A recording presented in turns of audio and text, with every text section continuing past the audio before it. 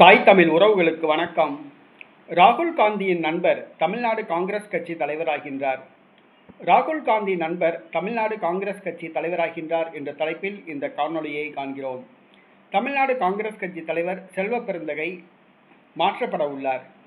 வாக்கு எண்ணிக்கைக்கு பிறகு உறுதியாக அவர் மாற்றப்படுவார். அவருடைய நடவடிக்கைகளில் ராகுல் காந்திக்கு திருப்தி இல்லை. தற்பொழுது புதிய தலைவர் ஒருவர் நியமிக்கப்பட உள்ளார். அவர் ராகுல் காந்தியின் நெருங்கிய நண்பர். ராகுல் காந்தியின் நெருங்கிய நண்பர் விருதுநகர் தொகுதி பாராளுமன்ற உறுப்பினர் மாணிக்கம் தாகூர் தமிழ்நாடு காங்கிரஸ் கட்சி தலைவராக நியமிக்கப்பட உள்ளதாக செய்திகள் வந்துள்ளன. இவர் இளைஞர் காங்கிரஸ் பொதுச் செயலாளராக பதவி வகித்தவர். ராகுல் காந்தியுடன் மிகவும் நெருக்கமாக இருந்தவர். நேரு குடும்பத்துடன் மிகவும் நெருக்கமாக இருந்தவர். இவர் 3வது முறையாக பாராளுமன்றத்துக்கு தேர்வு செய்யப்பட்டுள்ளார். மாணிக்கம் தாகூர் தமிழ்நாட்டை சார்ந்தவர். விருதுநகர் தொகுதி பாராளுமன்ற உறுப்பினர்.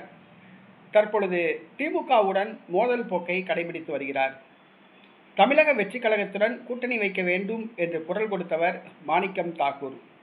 இந்த காரணத்துக்காக மாணிக்கம் தாகூரை தமிழக காங்கிரஸ் கட்சி தலைவராக்க ராகுல் காந்தி முடிவு செய்துள்ளார். செல்வ பெருந்தகை திமுக ஆதரவாளர். ஆகவே அவரை நீக்கிவிட்டு தமிழக வெற்றி கழகத்தின் ஆதரவாளராக இருக்கும், தமிழக வெற்றி கழகத்துடன் கூட்டணி அமைக்க விரும்புகிற மாணிக்கம் தாகூரை தமிழக காங்கிரஸ் கட்சி தலைவராக நியமிக்க ராகுல் காந்தி முடிவு செய்துள்ளார். மாணிக்கம் தாகூர் ராகுல் காந்தியின் நெருங்கிய நண்பர் ஆவார். இந்த பதவிக்கு முன்னாள் மத்திய அமைச்சர் மகன் ப. சிதம்பரம் மகன் கார்த்திக் சிதம்பரம், கரூர் தொகுதி பாராளுமன்ற உறுப்பினர் ஜோதிமணி மற்றும் காஞ்சிபுரம் தொகுதி பாராளுமன்ற உறுப்பினர் சசிகாந்த் செந்தில் ஆகியோர் போட்டியில் உள்ளனர் என்பது குறிப்பிடத்தக்கது.